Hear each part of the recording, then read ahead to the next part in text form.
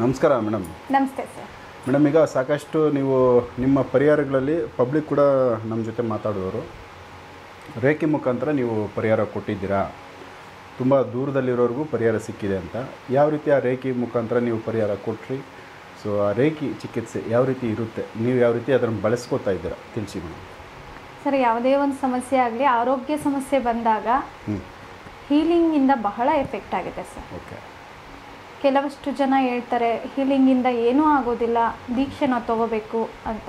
ಆದರೆ ತುಂಬ serious issues ಇದ್ದಾಗ, ಕ್ಯಾನ್ಸರ್ ಅಥವಾ ಈ ಡಯಾಲಿಸಿಸ್ಸು ಈ ಥರ ಸಮಸ್ಯೆಗಳಿದ್ದಾಗ ಹೀಲಿಂಗ್ ಅವಶ್ಯಕತೆ ಇರುತ್ತೆ ಸರ್. ತಕ್ಷಣ ಅವ್ರಿಗೆ ದೀಕ್ಷೆ ಕೊಡೋಕೆ ಆಗೋದಿಲ್ಲ, ಯಾಕೆಂದರೆ ಅವ್ರಿಗೆ ಪ್ರಾಕ್ಟೀಸ್ ಮಾಡ್ಕೊಳ್ಳೋ ಅಷ್ಟು ಅವ್ರಿಗೆ ತಾಳ್ಮೆ ಕೂಡ ಇರೋದಿಲ್ಲ, ಇದು ಅವ್ರಿಗಿರೋದಿಲ್ಲ, ಅಷ್ಟು ಸಮಸ್ಯೆಯಲ್ಲಿ ಇರ್ತಾರೆ.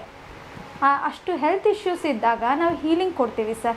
ಇನ್ನೊಂದೇನು ಅಂದರೆ ನಮ್ಮದೊಂದು ಗ್ರೂಪ್ ಇರುತ್ತೆ ರೇಖಿದು. ಈ ಗ್ರೂಪ್ನಲ್ಲಿ ಏನು ಮಾಡಿರ್ತೀವಿ, ನಮ್ಮ ಸ್ಟೂಡೆಂಟ್ಸು ಇರ್ತಾರೆ, ನಾವು ನಮ್ಮ ಗುರುಗಳು ಇರ್ತಾರೆ. ಸೊ ಒಂದು ಗ್ರೂಪ್ ಇದ್ದಾಗ ನಾವು ಏನು ಮಾಡ್ತೀವಿ, ತುಂಬ ಅವ್ರಿಗೆ ಹೆಲ್ತ್ ಇಶ್ಯೂ ಇದೆ, ಸೀರಿಯಸ್ ಆಗಿಬಿಟ್ಟಿದೆ ಅಂದಾಗ ನಾವು ಒಂದು ಗ್ರೂಪ್ ಮುಖಾಂತರವಾಗಿ ಹೀಲಿಂಗ್ ಮಾಡ್ತೀವಿ. ಅಟ್ ಎ ಟೈಮ್ 10 ಜನ 15 ಜನ ಈ ಥರ ಮಾಡಿದಾಗ ಅವ್ರು ಬೇಗ ಕ್ಯೂರ್ ಆಗ್ತಾರೆ ಸರ್. ಡಿಸ್ಟೆನ್ಸ್ ಹೀಲಿಂಗ್ ಮಾಡ್ತೀವಿ, ಎಲ್ಲರಿಗೂ ಎಫೆಕ್ಟ್ ಆಗಿದೆ. ಇದು ಹೆಂಗೆ ಅಂತಂದರೆ, ಆರೋಗ್ಯ ಸಮಸ್ಯೆ, ಹುಟ್ಟಿದ ಮಗುಗೆ ಏನಾದರೂ ಬ್ರೈನಲ್ಲಿ ಸಮಸ್ಯೆ ಇದ್ದರೆ, ಅಥವಾ ಶುಗರ್ ಜಾಸ್ತಿಯಾಗಿ ಡಯಾಲಿಸಿಸ್ವರೆಗೂ ಹೋಗಿರೋವಂಥ ಪೇಷಂಟ್ಗಳಿಗೆ, ಅಥವಾ cancer stage by stage 3rd stage 4th ಸ್ಟೇಜ್ವರೆಗೂ ಹೋಗಿರೋವಂಥದ್ದಕ್ಕೆ ಪ್ರತಿಯೊಂದಕ್ಕೂ ಹೀಲಿಂಗ್ ಮುಖಾಂತರವಾಗಿ ಕ್ಯೂರ್ ಆಗ್ತಾ ಇದ್ದಾರೆ ಸರ್. ಓಕೆ. ಅಂದರೆ ಇದು ಡಿಸ್ಟೆನ್ಸಲ್ಲಿ ನೀವು ಆರಾಮ್ಸೆ ಇಲ್ಲಿಂದನೇ ನೀವು ಸರಿ ಮಾಡ್ತಾ ಇದ್ದೀರಾ. ಮತ್ತು ಇದು ಬಿಟ್ಟು ಅಡ್ವಾನ್ಸ್ ಆಗಿ ಇನ್ನೇನಾದರೂ ಇದರಲ್ಲಿ ಆಪ್ಷನ್ಸ್ ಇದಾವೆ, ಇನ್ನೇನಾದರೂ ಮಾಡೋದಕ್ಕೆ ಬೇರೆ ಬೇರೆ ಸಮಸ್ಯೆಗಳನ್ನ ಹೇಗೆ ಅಂದರೆ ಸಾಧ್ಯ? ಅವ್ರಿಗೆ ಹೀಲಿಂಗ್ ತೊಗೊಂಡಾದ್ಮೇಲೆ ಅವ್ರು ಸ್ವಲ್ಪ ಪರವಾಗಿಲ್ಲ, ನಾವು ಚೆನ್ನಾಗಿ ಆಗ್ತಿದ್ದೀವಿ ಅಂದಾಗ ನಾವು ಅವ್ರಿಗೆ ದೀಕ್ಷೆನ ಕೊಡ್ತೀವಿ. ದೀಕ್ಷೆನ ಕೊಟ್ಟು ಪ್ರಾಕ್ಟೀಸ್ನ ಶುರು ಮಾಡಿಸ್ತೀವಿ. ಆವಾಗ ಅವ್ರು ಸೆಲ್ಫ್ ಕೇರ್ ತೊಗೋತಾರೆ, ಅವ್ರನ್ನ ಅವರು ಕಾಪಾಡ್ಕೊಂಡು ಹೋಗ್ತಾರೆ. ಸೊ ಈ ಥರ ಮಾಡ್ತೀವಿ. ಈ ರೇಖೆ ಮೂಲಕ ಬಹಳಷ್ಟಿದೆ ಸರ್. ಈಗ ಮಕ್ಕಳ ಕರ್ಕೊಂಬರ್ತಾರೆ, ವಿದ್ಯಾಭ್ಯಾಸ ದೃಷ್ಟಿಯಿಂದ ಕಾನ್ಸಂಟ್ರೇಷನ್ ಮಾಡ್ತಾ ಇಲ್ಲ, ಮೆಮೊರಿ ಪವರ್ ಇಲ್ಲ ಅಂತಾರೆ. ಸೊ 1 month 2 months ನಾವು ಅವ್ರಿಗೆ ಹೀಲಿಂಗ್ ಮಾಡ್ತೀವಿ. ಅದ್ರ ಮುಖಾಂತರವಾಗಿ ಈ ಒಂದು ಕಾನ್ಸಂಟ್ರೇಷನ್ ಬರುವಂಥದ್ದು, ಮೆಮೊರಿ ಪವರ್ ಜಾಸ್ತಿ ಆಗುವಂಥದ್ದು, ಮಕ್ಕಳಿಗೆ ವಿದ್ಯಾಭ್ಯಾಸದಲ್ಲಿ ಮುನ್ನಡೆ ಹೊಂದ್ತಾರೆ, ಅವರು ತುಂಬ ಚೆನ್ನಾಗಿ ಓದ್ತಾರೆ. ಇನ್ನೂ ಕೆಲವಷ್ಟು ಮಕ್ಕಳು ಕರ್ಕೊಂಬರ್ತಾರೆ, ಅವ್ರಿಗೆ ಒಂಥರ ಹಾರ್ಮೋನ್ ಇಂಬ್ಯಾಲೆನ್ಸ್ ಆಗುವಂಥದ್ದು, ಅವರ ಗುಣದಲ್ಲಿ ಬದಲಾವಣೆ ಆಗಿರುವಂಥದ್ದು, ಇಂಥದ್ದು ಬಹಳಷ್ಟಿದೆ. ಅಂಥ ಒಂದು ಮಕ್ಕಳಿಗೂ ಕೂಡ ಇಲ್ಲಿ ಹೀಲಿಂಗ್ ಮಾಡಿಸ್ತಿದ್ದಾರೆ. ತುಂಬಾ ರಿಸಲ್ಟ್ ಬಂದಿದೆ. ಆ ಮಕ್ಕಳಲ್ಲಿ ಆ ಗುಣ ಬದಲಾವಣೆ ಖಂಡಿತವಾಗೂ ಆಗಿದೆ. ಇನ್ನು ತುಂಬ ಈ ಬ್ಯಾಡ್ ಹ್ಯಾಬಿಟ್ಸ್ಗೆ ಅಡಿಕ್ಟ್ ಆಗಿಬಿಟ್ಟಿದ್ದಾರೆ. ಹೇಗೆ ಬಿಡಿಸೋದು ಅಂದರೆ, ಹೀಲಿಂಗ್ ಮುಖಾಂತರವಾಗಿ ಕೂಡ ಅವರ ಆಜ್ಞಾಚಕ್ರ, ಸಹಸ್ರ ಚಕ್ರ, ಮೇಯ್ನ್ಲಿ ಮೂಲಾಧಾರ ಚಕ್ರಕ್ಕೆ ನಾವು ಹೀಲ್ ಮಾಡ್ತಾ ಹೋಗ್ತೀವಿ. ಸೊ ಹೀಲಿಂಗ್ ಮುಖಾಂತರವಾಗಿ ಹೋದಾಗ ನಾವು ರಾಜಕ್ರಿಯ ರೇಖೆ ಬಹಳ ಪವರ್ಫುಲ್ ಇದೆ. ಜನ್ಮಾಂತರದ ಕರ್ಮಗಳನ್ನ ಅದು ತೆಗೆದುಹಾಕುತ್ತೆ. ಸೊ ಹಂಗಾಗಿ ರಾಜಕ್ರಿಯ ರೇಖೆ ಮೂಲಕ ನಾನು ಹೀಲಿಂಗ್ ಮಾಡೋದು ಎಷ್ಟು ಇದಾಗಿದೆ ಅಂದರೆ, ತುಂಬಷ್ಟು ಮಕ್ಕಳಿಗೆ ಅದು ರಿಸಲ್ಟ್ ಸಿಕ್ಕಿದೆ. ಅಂದರೆ ವಿದ್ಯಾಭ್ಯಾಸಕ್ಕಿರ್ಬೋದು, ಹೆಲ್ತ್ ಇಶ್ಯೂಸ್ಗಿರ್ಬೋದು, ಅಥವಾ ಇಷ್ಟಾರ್ಥ ಸಿದ್ಧಿ ಇರ್ಬೋದು, ಮದುವೆ ವಿಚಾರ ಇರ್ಬೋದು, ಪ್ರತಿಯೊಂದಕ್ಕೂ ಹೀಲಿಂಗ್ ಮುಖಾಂತರವಾಗಿ ಅವರ ಯಾವ ಚಕ್ರಗಳು ಬ್ಲಾಕ್ ಆಗಿದೆ, ಅವ್ರಿಗೆ ಯಾಕೆ ಈ ಥರ ಸಮಸ್ಯೆ ಆಗ್ತಿದೆ, ಆ ಚಕ್ರಗಳನ್ನ ಆ್ಯಕ್ಟಿವ್ ಮಾಡ್ತೀವಿ. ಹಾಗಾಗಿ ರೇಖೆಯಲ್ಲಿ ಬಹಳಷ್ಟಿದೆ ಸರ್. ಈ ಒಂದೇ ಸಮಸ್ಯೆನ ಅಂತಲ್ಲ, 100 ಸಮಸ್ಯೆಗಳಿಗೆ ಪರಿಹಾರ ಈ ರೇಖೆ. ಎಷ್ಟು ದಿನಗಳಲ್ಲಿ ಈ ರೇಖೆನ ನೀವು ತಗೋಬೇಕಾಗುತ್ತೆ ಬೇರೆಯವರು? ಸರ್, ಹೆಲ್ತ್ ಇಶ್ಯೂಸ್ ಇದ್ದಾಗ 3 to 6 months ಆದರೂ ಹೋಗುತ್ತೆ, ಕಂಟಿನ್ಯೂ ತಗೋಬೇಕಾಗುತ್ತೆ. ಇನ್ನು ಈ ವಿದ್ಯಾಭ್ಯಾಸಕ್ಕೆ ಬಂದಾಗ 1 month ಸಾಕು. ಇನ್ನು ಮಕ್ಕಳಲ್ಲಿ ಗುಣ ಬದಲಾವಣೆ ಆಗ್ತಿದೆ, ಏನೋ ಕಂಡುಹಿಡಿಯೋಕ್ಕಾಗದೇ ಇರೋವಂಥದ್ದು ಆಗ್ತಿದೆ ಮಕ್ಕಳಲ್ಲಿ, ಅದೇನು ಅಂತ ಗೊತ್ತಾಗ್ತಿಲ್ಲ ಅಂತ ಅಂದಾಗ ನಾವು 1-2 ತಿಂಗಳಾದರೂ ಹೀಲಿಂಗ್ ಮಾಡ್ತೀವಿ. ಇನ್ನೂ ಕೆಲವಷ್ಟು ಏನಂತಂದರೆ ಅಡಿಕ್ಟ್ ಆಗಿಬಿಟ್ಟಿರ್ತಾರೆ ಅಂದ್ಕೊಳ್ಳಿ, ಅವ್ರಿಗೊಂದು 3 months ಆದರೂ ಬೇಕೇ ಬೇಕಾಗುತ್ತೆ.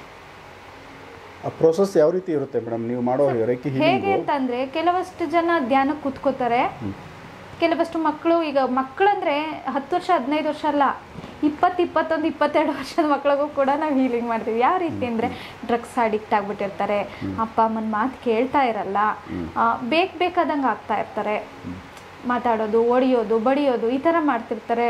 ಅವ್ರು ಎಲ್ಲಿ ಧ್ಯಾನಕ್ಕೆ ಕೂತ್ಕೋಬೇಕು? ಆಗ ಏನು ಮಾಡ್ತೀವಿ ನಾವು, ಅವರು ನಿದ್ದೆ ಮಾಡುವಂಥ ಸಮಯದಲ್ಲಿ ನಾವು ಹೀಲಿಂಗ್ ಮುಖಾಂತರವಾಗಿ ಅವರ ಆಜ್ಞಾ ಚಕ್ರನ, ಸಹಸ್ರ ಚಕ್ರನ ಆ್ಯಕ್ಟಿವ್ ಮಾಡ್ತಾ ಹೋಗ್ತೀವಿ. ಯಾವ ಚಕ್ರಗಳು ಬ್ಲಾಕ್ ಅಂದರೆ 7 ಚಕ್ರಗಳ ಆ್ಯಕ್ಟಿವ್ ಮಾಡ್ತೀವಿ. ಮೇಯ್ನ್ಲಿ ಯಾವ ಚಕ್ರಕ್ಕೆ ಮಾಡಬೇಕು, ಆಜ್ಞಾ ಸಹಸ್ರ ಚಕ್ರಕ್ಕೆ ಜಾಸ್ತಿ ಹೀಲ್ ಮಾಡ್ತಾ ಹೋಗ್ತೀವಿ. ಇನ್ನು ಕೆಲವಷ್ಟು ಮಕ್ಕಳು ಧ್ಯಾನಕ್ಕೆ ಕೂರ್ತೀವಿ ಅಂತಾರೆ, ಕೂತಾಗ ಅವ್ರಿಗೆ ಇನ್ನೂ ಒಂದು ಅದ್ಭುತ ಬದಲಾವಣೆ.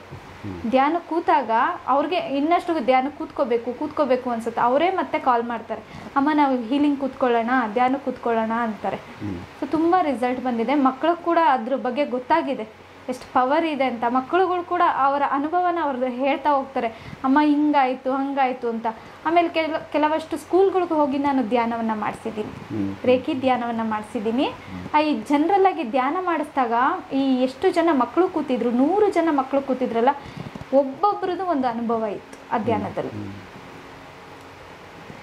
ಆ ಬ್ರಹ್ಮಾಂಡಕ್ಕೆ ಆ ಮಕ್ಕಳನ್ನ ನಾನು ಕನೆಕ್ಟ್ ಮಾಡಿ ಕೂರಿಸಿದ್ದೆ. ಹೇಳ್ತಿದ್ದಾರೆ ಏನೋ ಮೇಲಿಂದ ಬರ್ತಾ ಇದೆ ಶಕ್ತಿ ಅನ್ನೋ ಥರ ಫೀಲಿಂಗ್ ಆಗ್ತಿತ್ತು ಅಂತ. ಸೊ ಆ ಮಕ್ಕಳಿಗೆಲ್ಲ ನಾನು ಧ್ಯಾನಕ್ಕೆ ಕೂರಿಸಿ ಎಷ್ಟೋ ಸ್ಕೂಲ್ಗಳಿಗೆ ಹೋಗಿ ಧ್ಯಾನನ ಮಾಡಿಸ್ತಿದ್ದೀನಿ. ಅಂದರೆ ಮಕ್ಕಳಿಗೊಂದು ಸ್ವಲ್ಪ ಅರಿವು ಮೂಡಿಸ್ತಿದ್ದೀನಿ ಧ್ಯಾನದ ಬಗ್ಗೆ, ಅವರ ಒಳ್ಳೆ ವಿಚಾರಗಳ ಬಗ್ಗೆ.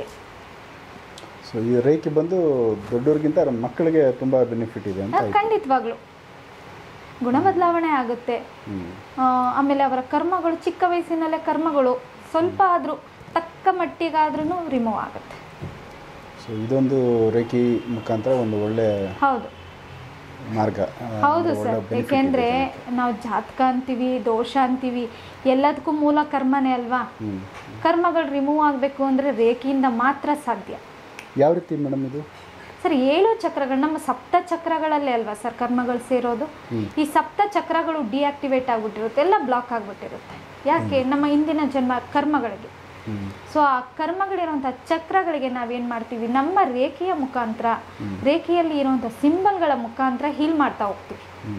ಆ ಬ್ರಹ್ಮಾಂಡದ ಪ್ರಾಣ ವಿಶ್ವ ಚೈತನ್ಯ ಶಕ್ತಿಯಿಂದ ಆ 7 ಚಕ್ರಗಳಲ್ಲಿರುವಂಥ ಬ್ಲಾಕೇಜಸ್ನ ತೆಗಿತೀವಿ. ಸಪ್ತ ಚಕ್ರಗಳು ಆ್ಯಕ್ಟಿವ್ ಆದರೆ ಮನುಷ್ಯನಿಗೆ ಯಾವುದೇ ರೀತಿ ಸಮಸ್ಯೆ ಬರೋದಿಲ್ಲ.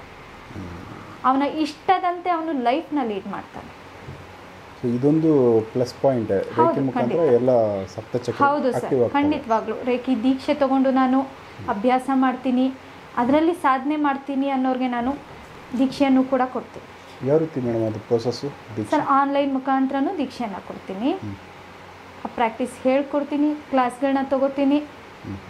ಅದರಿಂದ ಅವರು ಹೇಗೆ ಅವರು ಜೀವನನ ರೂಪಿಸ್ಕೋಬೇಕು ಅನ್ನೋದನ್ನು ನಾನು ತಿಳಿಸ್ಕೊಡ್ತೀನಿ. ಅವ್ರ ಅಭ್ಯಾಸ ಆದ ನಂತರದಲ್ಲಿ, 2ನೇ ದೀಕ್ಷೆ ತಗೊಂಡ ನಂತರದಲ್ಲಿ ಹೇಗೆ ಕುಟುಂಬದವ್ರಿಗೆ ಹೀಲಿಂಗ್ ಮಾಡಬಹುದು ಅನ್ನೋದನ್ನು ಖಂಡಿತವಾಗ್ಲೂ ಕುಟುಂಬದವರಲ್ಲ ಎಲ್ಲರಿಗೂ ಮಾಡ್ಬೋದು. ಯಾವಾಗ ಅವರ ಸಪ್ತ ಚಕ್ರಗಳು ಆ್ಯಕ್ಟಿವ್ ಆದಾಗ. ಸಪ್ತ ಚಕ್ರಗಳ ಯಾವಾಗ ಆ್ಯಕ್ಟಿವ್ ಆಗ್ತವೆ ಅಂದರೆ 2ನೇ ದೀಕ್ಷೆಯ ನಂತರದಲ್ಲಿ ಅವರ ಪ್ರಾಕ್ಟೀಸ್, ಎವ್ರಿಡೇ ಪ್ರಾಕ್ಟೀಸ್ ಚೆನ್ನಾಗಿದ್ದಾಗ ಅವರ ಸಪ್ತ ಚಕ್ರಗಳು ಆ್ಯಕ್ಟಿವ್ ಆಗುತ್ತೆ. ಆಗ ಯಾರಿಗೆ ಬೇಕಾದರೂ ಅವ್ರು ಹೀಲಿಂಗ್ ಮಾಡ್ಬೋದು. ಎಷ್ಟು ದಿನಗಳು ಇಲ್ಲ ತಿಂಗಳುಗಳು ಬೇಕಾಗುತ್ತೆ? ಏನಿಲ್ಲ ಸರ್, ಮೊದಲನೇ ದೀಕ್ಷೆ ತಾಂಡು 21 ಡೇಸ್ ಇರುತ್ತೆ, ಹಸ್ತಕ್ರಮ ಮಾಡ್ತಾರೆ. ಅಂದರೆ ದೇಹವನ್ನು ಶುದ್ಧೀಕರಣ ಮಾಡ್ತಾರೆ, ದೇಹದಲ್ಲಿರುವ ಕರ್ಮಗಳನ್ನ ತೆಕ್ಕೊತಾರೆ. ಅದಾದ ನಂತರದಲ್ಲಿ 2ನೇ ದೀಕ್ಷೆ, ಅದು 21 ದಿನ. ಸೊ 1.5 ಮಂತ್ ಒಳಗಡೆ 2 ದೀಕ್ಷೆನೂ ಆಗುತ್ತೆ ಸರ್. ಸೊ ಅಷ್ಟರಲ್ಲಿನೇ ಇದು ಈ ಥರದ್ದೊಂದು ಪ್ರೋಸೆಸ್ಗೆ ಅವ್ರು ರೆಡಿ ಆಗ್ತಾರೆ. ಹೌದು, ಅದರಲ್ಲಿ ನಾವು ಇನ್ನೂ ಹೆಚ್ಚಿನ ಸಾಧನೆ ಮಾಡಬೇಕು ಅಂದಾಗ ಅದು 3ನೇ ಹಂತದ ದೀಕ್ಷೆ ತಗೋಬಹುದು, 4ನೇ ಹಂತದ ದೀಕ್ಷೆ ತಗೋಬಹುದು. ಖಂಡಿತವಾಗಿ.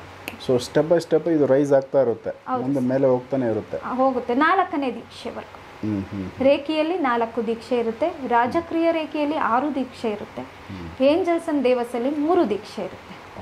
ಅಂದರೆ ನೀವು ಯಾವ ದೀಕ್ಷೆ ಕೊಡ್ತೀರಿ? ರೇಖೆಯಲ್ಲಿ ದೀಕ್ಷೆ ಕೊಡ್ತೀನಿ ಸರ್. ರಾಜಕ್ರಿಯವರೆಗೂ ಇನ್ನೂ ಹೋಗಿಲ್ಲ, ನಾನು ದೀಕ್ಷೆ ಕೊಡೋದು ಯೋಚನೆ ಮಾಡಿಲ್ಲ. ರೇಖೆಯಲ್ಲಿ ಖಂಡಿತವಾಗ್ಲೂ 4ನೇ ಹಂತದ ದೀಕ್ಷೆವರೆಗೂ ನಾನು ಕೊಡ್ತೀನಿ.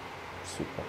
ಇದಷ್ಟು ಒಂದಷ್ಟು ರೇಖಿ ವಿಚಾರ ನಿಮ್ಮದು. ಹೌದು ಸರ್. ಈಗ ಹೀಲಿಂಗ್ ಕೂಡ ಏಂಜಲ್ಸ್ ಮುಖಾಂತರವಾಗಿ, ರಾಜಕ್ರಿಯ ಮುಖಾಂತರವಾಗಿ ನಾನು ಹೀಲಿಂಗ್ ಮಾಡೋದು. ಸೊ ನೆಕ್ಸ್ಟ್ ಇನ್ನು ಬೇರೆ ವಿಚಾರಗಳು ನಿಮ್ಮ ಜೊತೆ ಖಂಡಿತ ಸರ್. ನಮಸ್ಕಾರ.